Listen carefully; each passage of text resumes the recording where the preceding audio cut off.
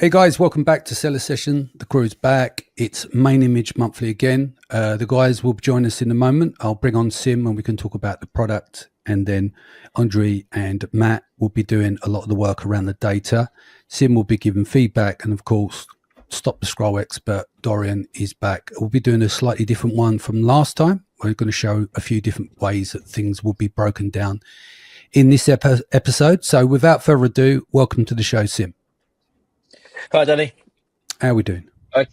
Yeah, good. Okay, I'll intro the product quickly. So, I think you guys are well aware now that it takes me a while to find these new ASINs every week. But I was at a mastermind event last month. It was actually the day after we filmed the tooth whitening pen last for the last podcast, and I was discussing it with the owner of that brand. He was also at the event and said, "Oh, I think we did a really good job on that main image. You're really going to enjoy that podcast." And then somebody else said, "Oh, you can do mine next. I've got the number one best-selling knee pillow in the UK, and the main image is terrible."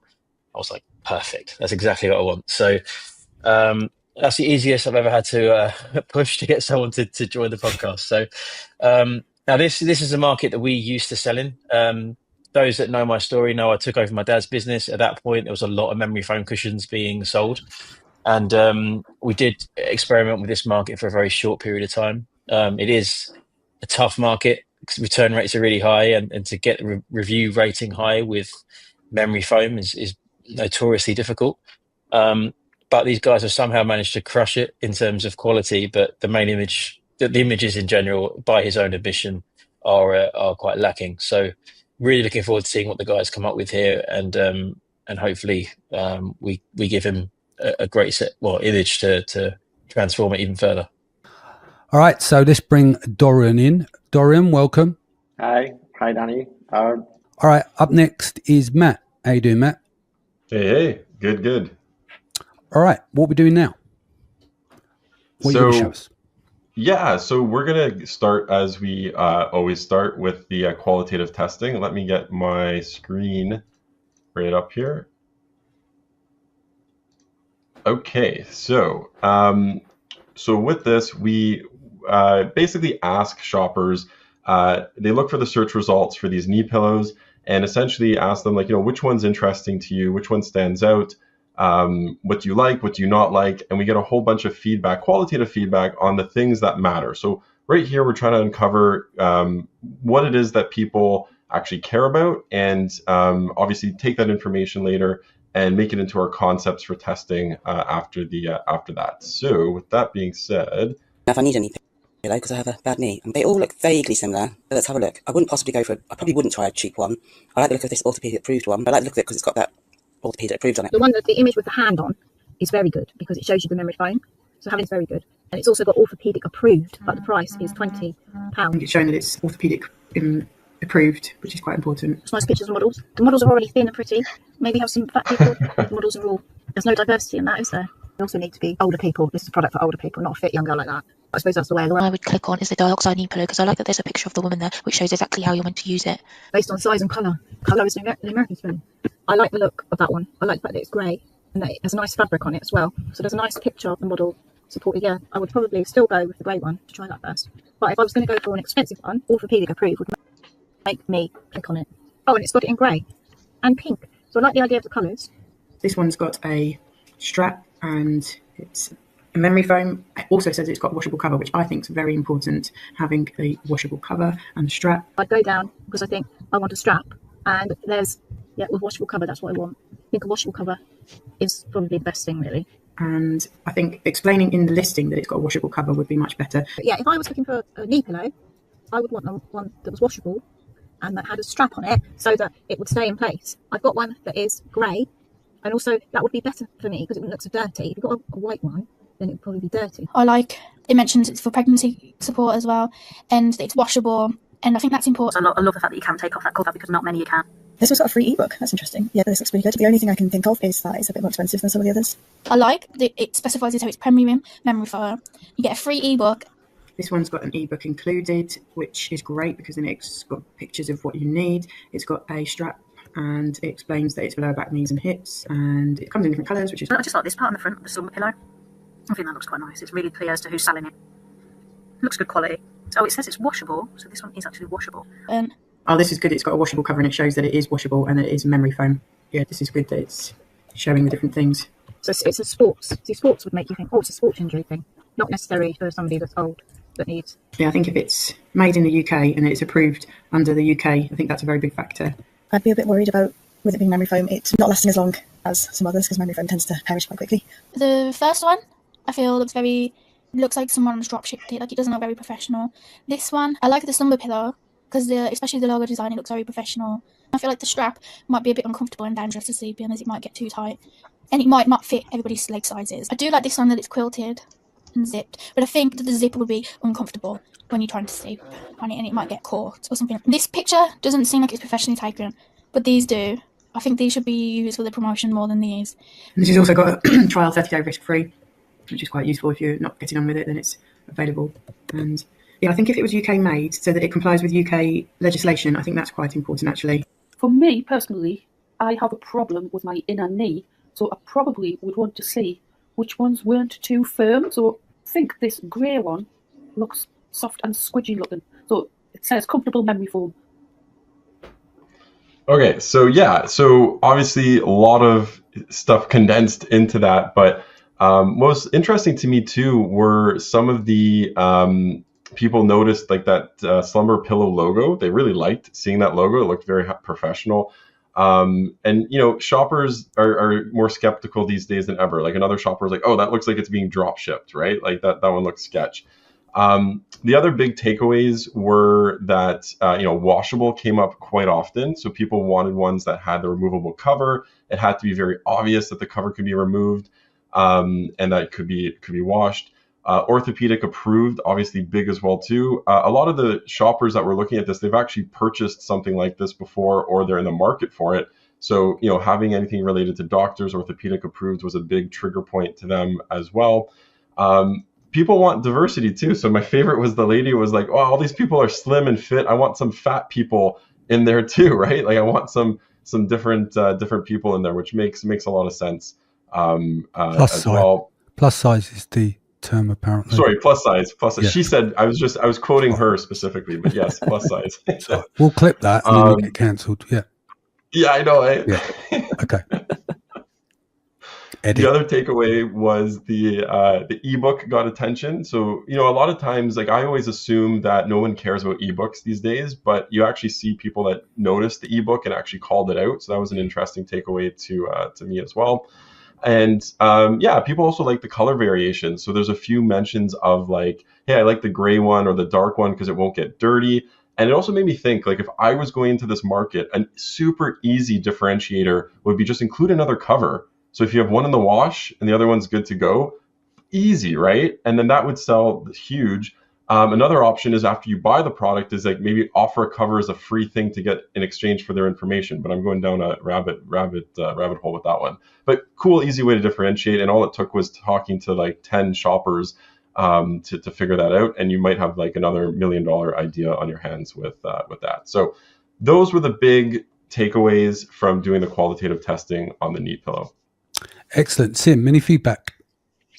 It is staggering to me how many people fall for the ebook trick. It's crazy, isn't it? So obviously like I said, we sold a lot of memory foam cushions in our time. The amount of people that would ring up requesting an extra cover was staggering. And I think we were looking down the route of one, offering it as a standalone add-on or a bundle even, but also we were looking into like moisture wicking covers, like a bamboo cover sort of thing, so the sweat doesn't absorb in.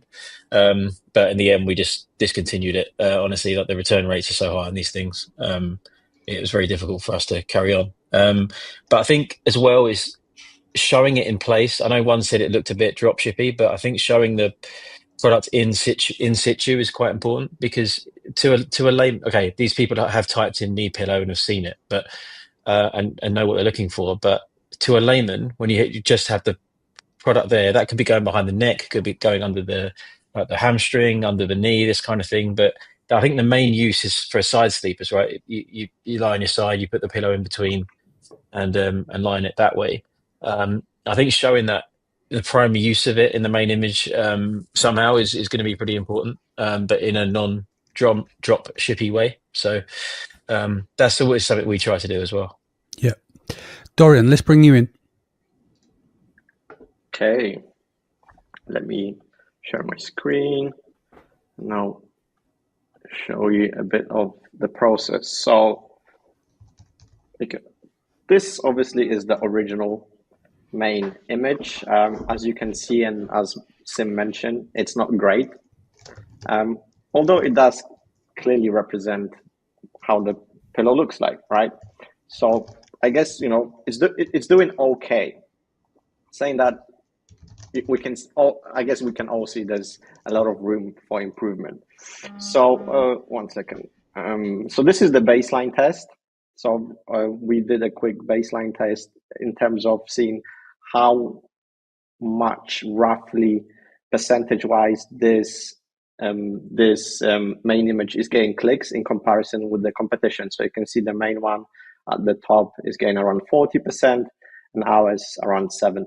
So roughly, we know what we're looking at. So we have a baseline, and now we're going to test against against that test. So the first thing I have requested from Sim here is to have the product shipped to the studio. And we're going to talk a lot about product photography because it's really important. If obviously I got just this from the client, I would have, you know, tied hands. There's not much that I could do with this. So having a sample in the studio allowed me to literally put it on a light table and just find an interesting angle where the things I'm looking at this stage is what sort of angle looks interesting. That's one. Two is, can I see the shape of the pillow? So does it look nice? Like, can I tell it's a knee pillow? And that's pretty much it. So at this first stage, what I like doing is completely ignoring any type of data. So I like to just go in and try something without looking at, you know, any data. So at this stage, the first stage, I didn't have any of those insights that Matt prepared. And I just went for it. I was like, okay, let's just try to create something better.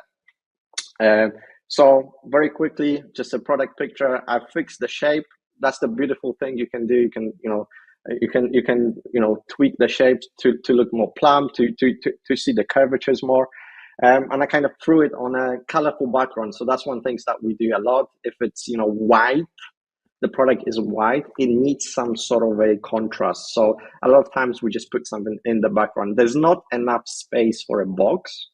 And I think, the shape of this pillow is literally perfect to fit in a sort of a 4:5 ratio, which works really well on Amazon. So I'm not going to put a box in here. I'm just going to try to put a piece of background, colorful background, which also had the colors from the logo. And then the second thing is, as you can see, I put a little kind of a packaging mock-up on the pillow because I need a space for some call-outs, right? We want to try a few things, keywords, call-outs. So I need a space. So where that space is, we can put it on the pillow. We can wrap it around. So that was my first approach. And as you can see, the first thing is just put a main keyword, memory foam, knee pillow, and obviously what we realized that this specific product was featured in GQ and The Guardian, which are quite known in the UK, and we have a little logo, and also try to create this sort of the hand memory foam hand imprint. Didn't turn out great, but I said, let's try this, let's test this. And this is all based on, I didn't see any of the data. So this is me just trying things out, right? I want to just have a go at this. So we ran a quick test, and as you can see, it only got to 8%. So not great, right? We got from 7 to 8. Now we get into data. So at this point, I got the data from Matt and Andrew from Product Opinion. I was like, aha, so this is important. So the things that I've realized at this point is I had to move the pillow slightly. So I've reshot at a different angle. As you can see here, we have a more frontal, and here we have a more of a side. So this looks a bit more like a pillow. And the other thing is, this one comes with the strap for the to keep your pillow in place. And that's quite important. The only thing I've realized, and some people mention also in the test, is it's nice to see how the product should be situated, like how to actually use it. And I quickly just mocked up an image and put it there so you can see how, on the side of that pillow, roughly how this pillow would look like and how it should be used with the strap. So that was my kind of first approach and my first go at this. And then the memory foam. I was thinking, like, do I want to put the hand imprint? But at the same time, we're discussing this, and the one thing we didn't want to do is literally copy the other competitor, because then we kind of missing a point of differentiation. So here we just put a kind of a sticker of memory foam. But then we went further, and we actually realized that it is a doctor developed pillow. So how about putting doctor developed pillow at the front? So we're wrapping the whole thing around. And so what we're also doing here is we're creating even more contrast. So there's no point even right now of putting anything in the background, because we have enough contrast. You can see the curvature, everything is there. And then we kind of just massaging and adding and thinking, like, what else do we need to pay attention? What's important? So adding things, right? Obviously, this is a UK's based product. So how about Union Jack, doctor recommended memory foam, and Andrew's going to show you some of these tests. So we've tested this also. So how about this? Will this in any way help with click-through, right? So trying a few things. And then obviously the washable cover inside, as you guys heard, was something that a lot of customers were repeating. So we made sure that this is quite visible, and I've also added another color which is the green, but to create specific contrast for in those places where I want people to pick up things, right? So we use color in the main images to create contrast. So I want someone to be drawn to these certain elements on the main image. I want them to be drawn to memory foam, because that was really important. I want them to be drawn to doctor develop. That's important. I want them to be drawn to washable cover. That's also important. And the last thing is obviously the strap on the side, because that's the differentiation, and the competitor doesn't have it. So that was kind of the premise of the new main image. As you can see, it fills up the 4:5 ratio perfectly. So it's going to look great on mobile. It's going to look great on the desktop. And we've tested this, and you can see this one. We've kept all the ratings ratings as actual on the listing, so you can see the prices are also. We haven't changed the prices, so nothing here is standardized. This is actually how it looked like on Amazon. And this time, this specific product got 14% clicks. So what we've done is we literally doubled the amount of clicks in this test. So by just doing this, you're able to literally double your click-through rate and probably triple your sales. And truth be told, something like this took me about 3 hours. And the only reason for this is because I had the product in the studio. And I could very quickly take those pictures, play around with the angle, quickly, cut it out in Photoshop, place those things, look at data, talk to guys like, what do you think? What do you have to pay attention? So literally within 3 hours, we could potentially double the sales of this product. So one thing that I just want to finish this today is this main image talk is about the importance of having product images of your product, right? So whenever you're selling anything in high volume, either send it to a photographer or just have a light table in your office. And it's going to save you so much time, and it's going to help you work with creatives. So one thing that we always do is whenever we have a product that comes to our studio, we just shoot loads of angles of that product, multiple angles. Because what I then can do is I'll take those angles, I'll upload them to Google Drive, and I'll do it too simple. So the way I would brief a designer is very simple. Is I will make sure that we have all the angles of the product.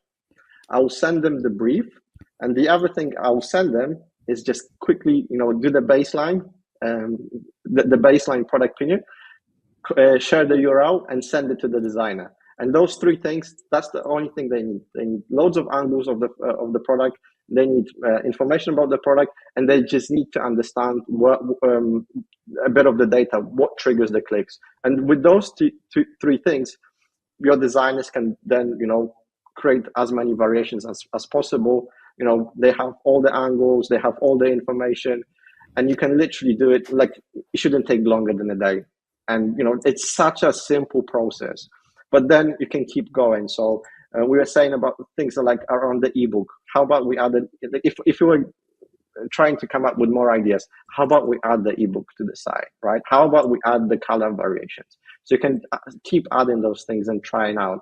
But it's so easy to start testing, guys. So the only thing you just need, you don't need renders, you don't need 3D, you just need good, clear product images, and that's all. So Okay. That's from me. Can we just flick between the two, because that's a water to wine job, right? Like that's not just slightly different. No, I'm being real. Obviously you've got talent, right? This is why you're one of the best in the game when it comes to main images, and you've built this over 10, 12 years. But when we look at where you started, like go back to the AI thing, right? You can clean it up, you can do certain things, but look at that and what you produced, right? It goes to show you can't just tweak an image, or it's not just upscale it and give it a reflection, etc. on its own. What you've done there is a massive jump. It doesn't even look like the same product. So it goes back to a few things. One, obviously use a good designer, and two, it goes back to having the raw source, right? Everything comes back to the raw source. If you've got shitty images, there's only so much you can do with it. Yeah, you can reshape a box in Photoshop and stuff like that, and you can clean it up and you can retouch, but you can't do this. So this is why when you're going to outsource stuff, that's where you pay for your money, because this customers eat with their eyes, right? And getting something like this done compared to that, right, is night and day. Yeah, you can't put lipstick on the pig. It has to start again. So let's bring Dorian. Let's just bring in Sim. What's your take before we go into the testing with Andre? Dorian said that took him 3 hours, and I think given where it started and where it ended, I think the starting point and the reason perhaps this has done okay is that obviously it's a very credible brand name. They'd achieved a review moat over many numbers of years. And the cover in the first image actually does look quite thick and premium. So it does, it's a good product, basically. There's nothing wrong with the product. I know they're your friends. That wasn't a diss directed. No, I didn't. I wasn't suggesting it was. No. Yeah. I'm just saying that the next image, even though Dorian took 3 hours, and for a layman that might take 3 weeks. But it's still worth it. You know what I mean? Even if you did, that's all you did for 3 weeks. But by the end of this, and the extrapolation over time of an increased click through rate like that, it's like it will literally could double the sales of that product until the market taps out. If you had the winning main image, it's a complete chalk and cheese situation. I think that's where people get stuck up. Like personally, we use 3D renders for near enough everything. This is quite an interesting one because that texture would be quite difficult, I think, to find. Dorian, I don't know what you think. You have trouble in 3D renders with the white background as well, Dorian, and like with translucent products as well, you can have a bit of a struggle. What was it like photographing that because of the white on white? I know that you've added the wraparound and stuff, Dorian. Again, that's something that takes skill to create the separation without blowing out the edges and stuff. Yeah, it's all about. It's actually pretty simple. You just need a good light table and a good camera. Cameras these days have such a high dynamic range. Yeah. And when you have white on white, you can bring a lot of those shadows. You can play with shadows and highlights. So you can bring stuff out that's blown out. You can, there's so much stuff you can do. And it's so much easier and cheaper than 3D. Yeah. Certain products obviously do better with 3D rendering.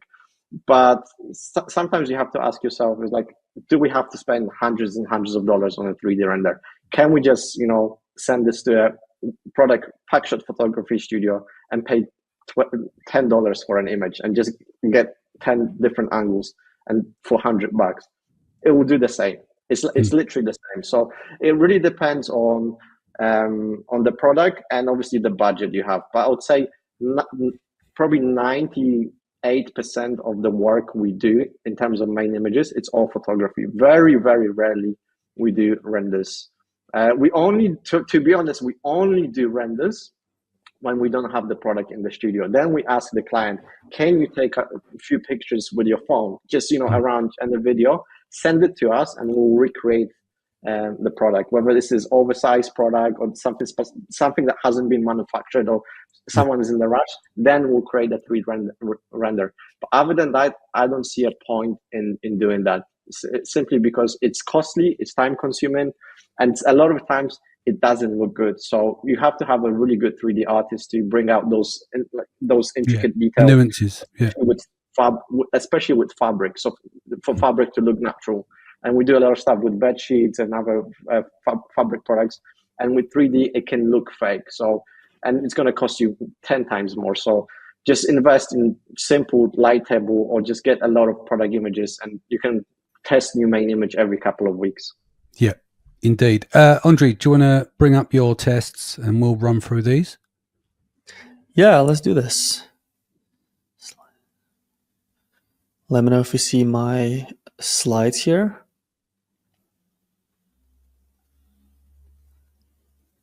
Perfect. Okay. So I know Matt covered qualitative testing, which is the video and the takeaways we got from the videos.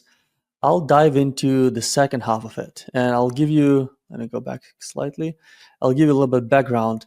So I come from seller background. I'm a seller myself, been selling since 2017, so quite a few years. I'm not a designer, but some things you kind of pick up as you sell many products in different categories. And all the things that Dorian has been explaining, I can give you the background of how we got to it together, how we researched it, how we experimented, and how these insights helped us lead when we got to the stage of perfecting the initial image that Dorian developed. So essentially, you start with a baseline test, and guys listening to this could probably take notes as an SOP for testing. This came up to be quite a classic case in my eyes for how things can be turned around. So baseline test is essentially where we at, right? So what we did is set up this simulation test. So this looks like Amazon. It's not. It's within Product Opinion. And we just picked the closest looking, most similar competitors, most similar offers to us. So it wouldn't include anything that's like crazy different design or crazy different colors, but something we know that if people are looking for this kind of product, they either buy us or somebody else, right? And we need to understand why they would buy somebody else and not us. So maybe we can learn from it and improve upon it, right? So what happened is, so this is us, the old image, okay? We measured the click share and we're getting 7% currently. So when you measure us against the most similar competition, we get only 7% of the clicks, okay? Essentially the lowest possible, right? The bottom one has the same, so essentially at the very bottom. Now, what matters the most? I wanted to learn what actually people care about outside of reviews, rankings, and prices. So I asked that specifically within that test results through Opinion GPT, which is built in. So only based on what people responded in the reasons why they chose every option. And to simplify it, it's 3 reasons: the aesthetic appeal and design, so how functional it is and how visually appealing. And product quality would be the second one. So whatever promises longevity or robustness. And what we learn from videos, washable could be one of those features. And 3, trust in the brand, so reputation and reliability. So something that a lot of people notice, one of the best sellers and the guy who was getting most of the clicks had this Orthopedic approved label on it, which definitely got a lot of attention, okay? Now, third stage, we're developing the concepts. So that's where we work with the designer a lot, in this case with Dorian. Again, this is the original. That's what we're working with to begin with. And this is actually the best-selling competitor who I personally have been learning the most from, okay? Because what they did really well, and I have to congratulate them on realizing these things, they broke the pattern. They put it vertically when everybody else in the space was holding that pillow horizontally. So that initially gets your attention right away. Now, they also added this memory foam signaling hand, which definitely stands out. We were considering using something similar, as Dorian was telling us, and orthopedic approved stuff definitely builds trust, stands out big time, huge text, so you can read it even on the search results. And this is essentially what people were using to explain, oh, I like the memory foam, I like the orthopedic approved, I like the design, and it was orthopedic approved again, no, memory foam, so all over again. I'm like, okay, this is what people care about, and this is what we look like on the left, bottom left, this is what they look like, top right. So clearly we're losing the attention game here, right? So, and we did a test. So essentially we developed new concepts, and we did a test on a mobile device, because we knew a lot of people are buying on mobile these days. I'm sure for this brand as well. And these are the options that we ended up with. I had some other small tests, but essentially this was the major one to finalize what concept we're going ahead with. So if I ask you guys, which one do you think won out of these three? Who wants to go first? I would say it's probably C. That I think the washable cover might push it over the edge. My personal favorite is A. I really like the design there. I'm going to go. Yeah. Sorry, Sim. Go on. You finish. I think the contrast of memory foam is probably better in B or C. But I think the Doctor developed is clearer on A. So it's a mixture of everything I like, really. I'm going to go for C, but I got a feeling B may win because of the more like a royal colours. But I do like the way that Dorian's used the green and the blue there. But I think the standout, if you did a squint test, they might go for the B, and the way like the logo is and stuff. It's probably because the design of that B is not really my cup of tea, but I can understand why the majority might like it. So I'm going for C, but I think B could be the one that wins. Okay, good reasoning. Let me show you the results. So it is C. C got the most clicks, and not only did it win, it actually got like 80% statistical significance. Pretty much got all of the attention. Okay, the other two were decent, of course, very similar, and any of those three would definitely do much better than the original. We can probably all agree, but C did get most of the wins. Now we're getting to the fourth stage, which is contextual testing.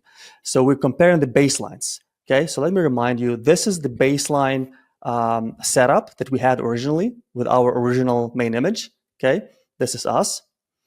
This is how many clicks we actually got, so 7% of all the clicks. Okay, now we're going to do the exact same test.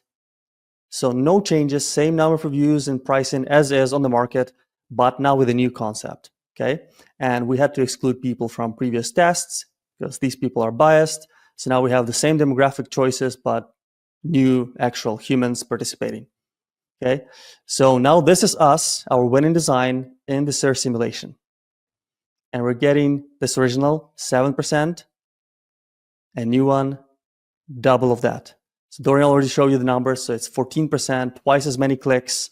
And again, this is actual market conditions. So obviously people put a lot of weight into your reviews, the rank of the reviews and pricing, and we still got twice as many clicks. So that's incredible. So essentially, there's a really good chance in the actual Amazon environment, we would actually get twice as many sales as well. At the very least, double the click-through rate, which impacts everything else, keyword ranking, and your PPC performance, and anything you really care about. It all starts with click-through rate, right? So this is the base on the left, and this is the new concept on the right. And what does it really mean? We doubled it, so 97% increase in click-through rate potentially, right? Next step in this SOP would be uploading this to Amazon's A/B test to confirm this. But I do agree with all of the comments that you guys have made. So the green color definitely stands out a lot, highlights what's important. And washable cover was the reason this specific concept got the most attention. So I think listening to people actually explaining what they need helped us come up with this thing. And just for fun, as a final one, because I know Dorian really wanted to see how we stand out if everything's the same. So imagine the reviews and rankings were the same, which never the case, and pricing is the same. We're like, let's see if actually our image is the best. So we did this test. Pricing is the same, reviews the same, review ranking is the same. Everybody's equally good.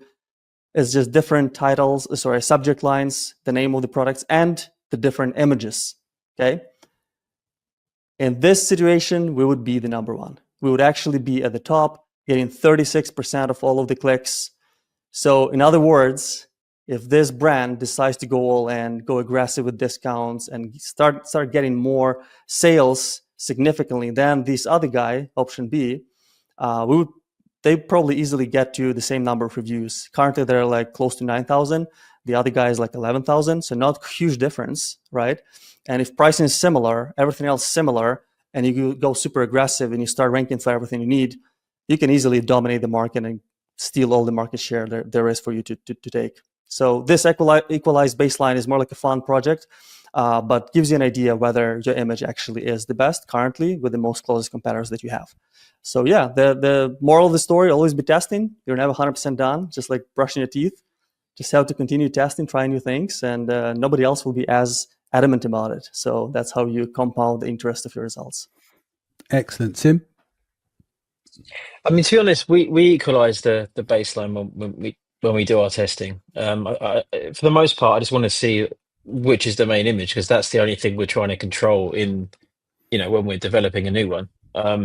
Albeit, if you're the top end of the market, a working main image might be different to if you were the bottom end. So there are some nuances, but I like the fact that you just blown that out the water at the last hurdle there, which is great. It's quite interesting, I think, that the dropshippy one, as the lady called it, actually outperformed the very dominant one in all the other tests in the final test. So it'll be interesting to see why, going into the comments and seeing what they did there, because then if you can get what they've done right, as well as beating the original guy, I think you could end up with and even something Even else better. that you could test. Yeah. Yeah. Fair Cool. point. Can we have I want to kind of divert the conversation a little bit, because I want to kind of bring it back round to testing and how you have to iterate over time. And I want to get your honest opinion as well, because obviously we have proven strategies. A lot of time, not all the time, but a lot of them are moonshots, right? Nice screen grab, and often the other 100 tests will go onto the cutting room floor. But that's not what's presented to Amazon sellers. Now, Dorian, and all of you guys, let's have this open conversation and explain it. You do iterate over time, and a lot of your tests will not go the way that you would like them to go. Generally, they're the opposite of what your opinion is, right? So it's almost like a lottery. And that even comes down to the tests we've just done here.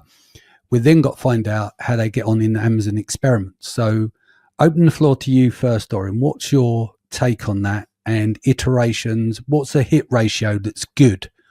Meaning, it might take 4 or 5 tests to get the product to that point versus I did this one test and my conversion rate went up by 80%, which is the packaged and marketing speak that's sold. Mm-hmm. I think the more work you do upfront, testing using product opinion, the higher obviously chance and confidence you have in the managed experiment. I would say the rule of thumb is, if I see at least 50 to 60% increase in click-through rate running polls, I know this will do well on Amazon. If I see something like this in terms of redoubling the click-through share, I'm probably 90% confident that this will be a good managed experiment. Yeah. But I would say we set up roughly 4 to 5 managed experiments a day, me and my team. The success rate we see of them is, on average, I would say around 60%. So half of them do not work out, right? So, but that's still a good rate. That's what I'm saying. You're I'll say it because you're not going to say it by yourself. You're world class at doing main images, and you've been doing this 10 years or so, right? So you should be. You've done your 10,000 hours. You built a team.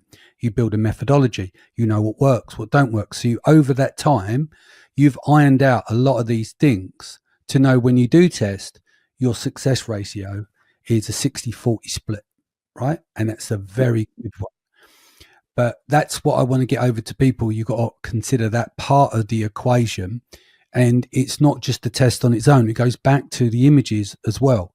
Good photography, or even if you do, like Sim does a lot of his stuff, 3D rendering, but he's got a good 3D rendering artist, and then he does some work with you and he runs tests, and there's so many parts to it. So I want people to test, but I also don't want them to be put off by testing because they don't get like a moonshot every time they run a test.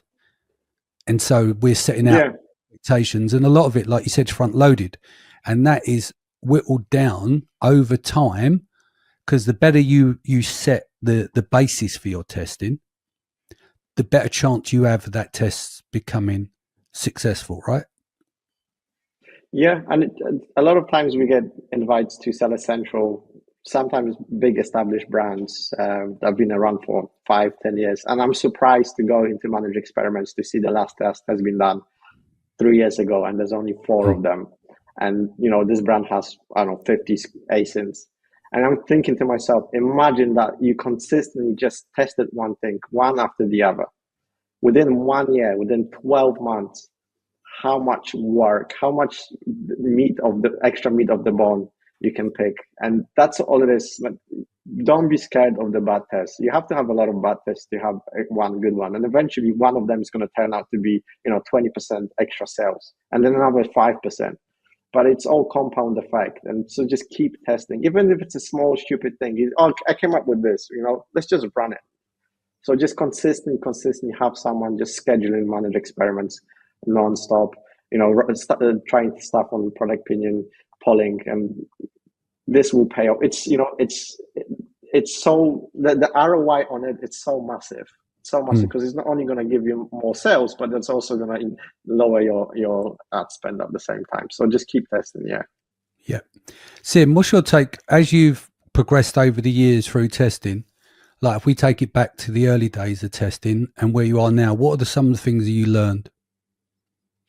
Well, honestly, in terms of manager experiments, we have been not lazy, but we just haven't used it that much. In reality, we're I don't want to say confident that we're going to make a good change, but we have a tool that we use internally that sort of monitors click-through rate over time.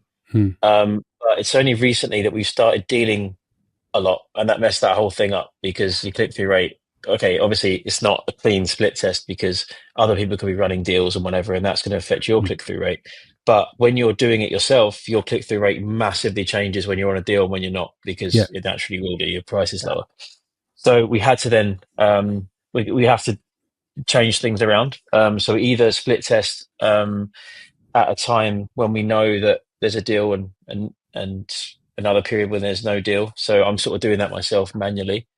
It's just managed experiments takes ages, and I'm very impatient. But we're certainly running a few now. We were literally doing a main image today, run it through product opinion, and I mean, that one we're so confident it's better that we're just going to stick it live and check out for any errors, basically. But I find managed experiments pretty good for nuanced things, like if you're adding like a badge or you're changing the size of a wrap or something new, and then the big data can help you steer the direction. But when you're doing very transformative changes, sometimes you sort of know it's going to work, or the product opinion is so heavily in your favor that we just put it live. But I'm well aware that's not best practice, and Dorian's probably gripping his desk underneath the webcam here as he hears this. Let me say something. Like, I understand from your perspective, brand owner, seller's perspective. A lot of times, your products, how the data fluctuates and what it should look like when you're running a deal and not. The only reason why we are using heavily managed experiments is because if I suddenly upload new content, new titles, new main image, and let's say the data goes up or down, it's really hard for me then to convince to you. It will be hard for me to convince you, Sim, that was my job, because there's so many outside factors to it. Where you could say, oh yeah, but this person wasn't running the deal, or we were running the deal, or someone changed the price. So for me, managed experiments, especially for a creative agency, it's more of a proof of a concept. So I'll show you managed experiments. It's reached statistical significance. We had A and B, and it doesn't matter if you were running any deals or anyone that was doing anything. We were running the same thing at this parallel, A and B. So that's a proof. As a creative agency, that's a proof for us that the concept worked, and here's the data. So that's the only reasons. And I think what you're doing is where you know, as you said, you testing the main image and it's smashing it on product opinion, and you know it's going to work. You can easily skip that part of managed experiments a lot of the times because you know what it should look like, the data should look like. So both approaches are good, depending on how well you know the product and the market. And to summarize on that, basically what Doran's saying, we'll do the same thing at our agency, right? Is that someone has to have accountability. So if you say, let's do this, and this, and it's not measured and it doesn't go in the right direction, or it's slow getting to statistical significance, or it's weak, or it don't matter. If there's an edge down, it's always going to reduce the confidence, right? So by running these experiments, they're also to show that here is the data that backs it up rather than having the conversation. Because I think as well, a lot of times, and this is what Sim just mentioned, managed experiments are not great. As a tool, it's not very good, right? But it's what we have to put up with. So you use it. And one of the tricky things is, especially on high velocity products, is that it only takes 1 or 2 days, depends on the seller, right? They start to get nervy, especially if they're unsure about the test before it starts, because it's one thing to get to statistical significance, but it's having some of the guardrails to get there. And one of the best ways to measure that, I suppose, I don't know if you're the same, Doran, is watching the click-through rate. That's probably one of the best attributes you can, because you've got to wait for this black box to finish, and it might tell you it's weak, or it might tell you it's strong, but they're the only indicators that you got. And depending on how big the market is and how many sales you're doing a day, it can have a big dent if you go, well, it's only been running 2 days, 3 days, 4 days. Do you see what I mean? So that's going to have an impact on sales. So it's interesting, but I'd like to see something better on the table if you had an API. We've discussed this off call, right? What's your take, Dorian, on it as well? Do you like it, or it's just that you have to tolerate it because that's pretty much what we got? Yeah, one, I have to tolerate it. It's. I wish there was more data provided in terms of A/B testing. Yeah, but a lot of times we also work with brands when we actually leverage PPC data. So when we're in a rush and we're gonna make quick decisions and bold decisions, we look at PPC data. So you can easily look at your main campaigns and click-through rates and change them every few days and build your confidence doing that. So I know there's a lot of tools out there, and we've tested some where you can split test PPC data. But again, that it's so prompt to outside factors because you're not testing A and B at the same time. So the data can get a bit murky. But I hope one day we're going to get access to that API and we'll be able to have more of those insights and have build tools of ourselves. And I'm guessing if that ever if ever we get that, Andrew and Matt product, you'll probably be the first one to implement it. That feature will be shipped in 2 weeks. Yeah, Andre, anything? Sorry, Sim, go on. You go. Sorry. But I think the point with manager experiments, and I mentioned this in our podcast that we filmed last week, Danny, but time, it's sort of done by time, right? It's just like a 15-day window to see results. Time is irrelevant. It should just be done.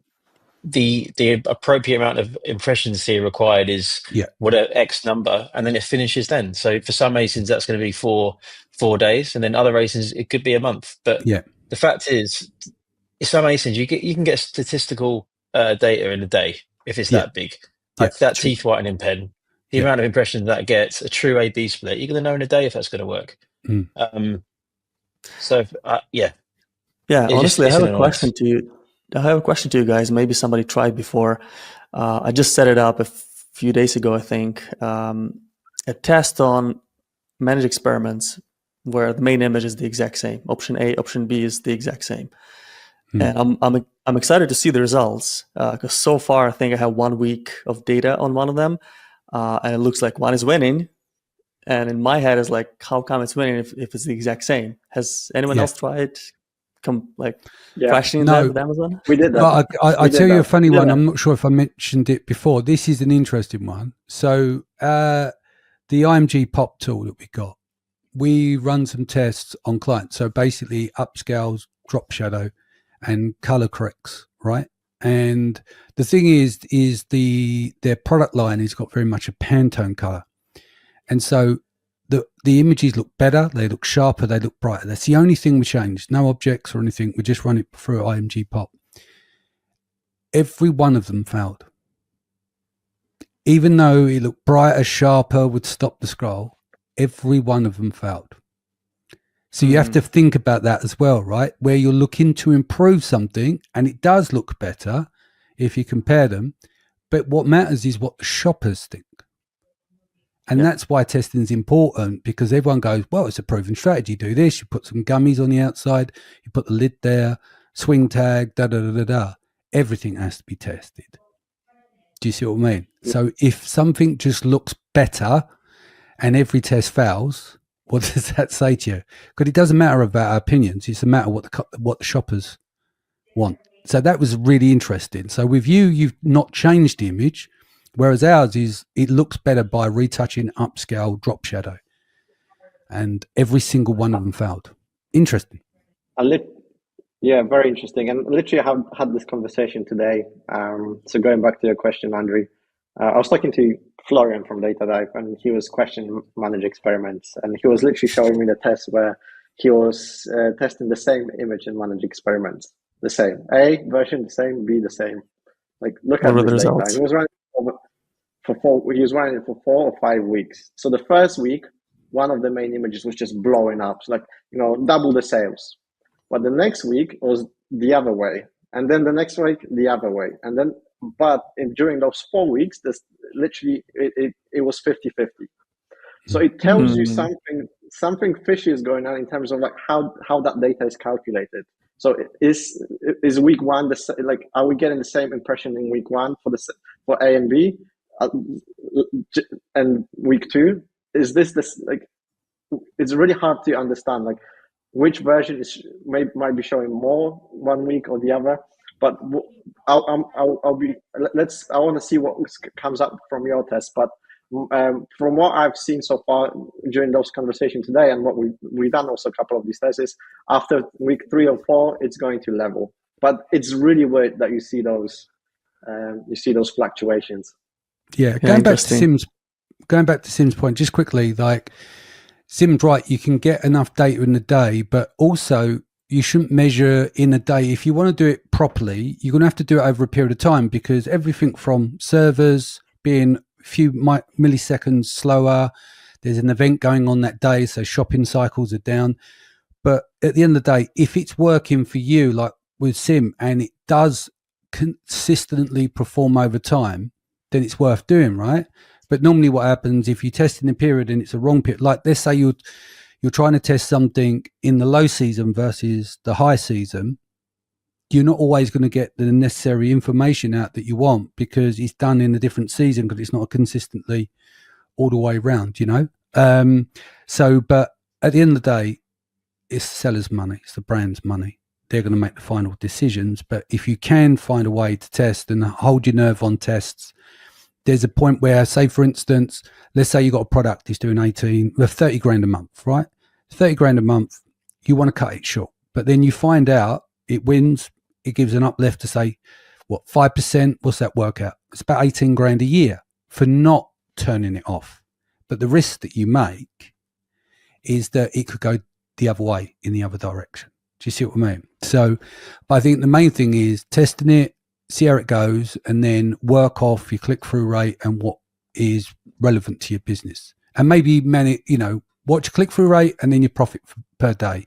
A couple of metrics that just from a bird's eye view will give you some indicators outside of waiting for the test to finish. Sorry, Andre.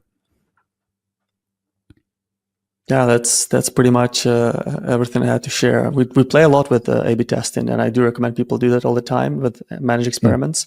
I think what makes a shortcut is obviously doing off Amazon testing, because then your idea is pre-validated. So if you're Yeah. waiting that month, you're waiting those 2 months, at least you can increase your chances of winning at the end. That's kind of the approach I follow. Indeed. All right, let's wrap here. Sim, best way that people can reach you. Yeah, LinkedIn. Cool. Dorian? LinkedIn or Dorian@Kepler.com. You can email me directly with questions. Cool. Andre? Same, LinkedIn. We're LinkedIn tribe here, and Andre@productpinion.com. Excellent. Guys, thank you for joining us again today. I hope you enjoyed the show. Don't forget, go to sellersessions.com, grab your tickets. Seller Sessions Live, May 10th, new format, 1 day intensive, all hands on. These guys will be joined by Juana and also Jeffrey Anderson. None of the stuff you see on the podcast, we're not going to put that out there. But yeah, 1 day we'll have workshops on the Friday. We've got a new workshop that will be dropping on a separate ticket, which basically is within a 4-hour window. You can build your listing from front to back on this, so you can do all the work in-house without going externally. That will bring down a lot of your costs. There'll be the VIP dinner on the Friday. Super early birds gone, early birds are gone. We're down to about last 50 or 60 general admission tickets. So yeah, go to sellersessions.com. I'm going to sign off now. See you soon, and I'll catch you next week. Take care.